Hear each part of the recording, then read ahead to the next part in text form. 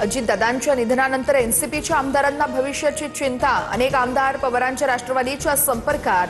काही आमदारांनी सुप्रिया सुळेंची भेट घेतल्याची सूत्रांची माहिती। विलीनीकरणावरून पवारांची राष्ट्रवादी वेट अँड वॉचच्या भूमिकेमध्ये या आठवड्यात होणारी पत्रकार परिषद पुढे ढकलण्याची यावेळेस शक्यता।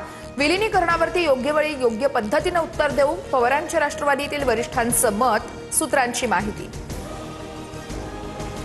राष्ट्रवादी काँग्रेसच्या आमदारांची देवगिरी बंगल्यावरती आज साप्ताहिक बैठक। राष्ट्रवादी विलीनीकरणावरती सुनेत्रा पवार आमदारांसोबत संवाद साधण्याची शक्यता। मंत्री नरहरी झिरवाळ यांच्या कार्यालयातील लाचखोरी प्रकरणावर देखील चर्चेची शक्यता। अजित पवारांच्या अपघाताचा खासगी गुप्तहेर संस्थेकडून तपास होण्याची शक्यता। दिल्ली दौऱ्यामध्ये रोहित पवारांकडून 2 खासगी गुप्तहेर संस्थांची भेट। एका गुप्तहेर संस्थेला अपघाताबाबत तपासाचं काम दिलं जाणार। सरकारी तपासावर संशय।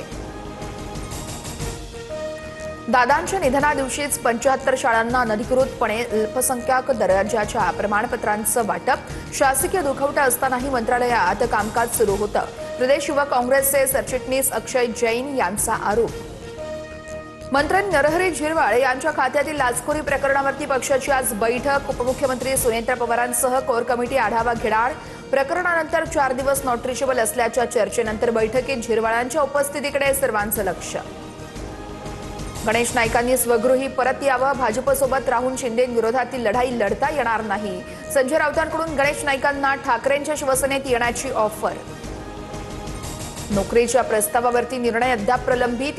गेल्या काही दिवसांपासून आम्ही आर्थिक अडचणींचा सामना करतोय। पहलगाम हल्ल्यातील मृत संतोष जगदाळे यांच्या कन्येची व्यथा।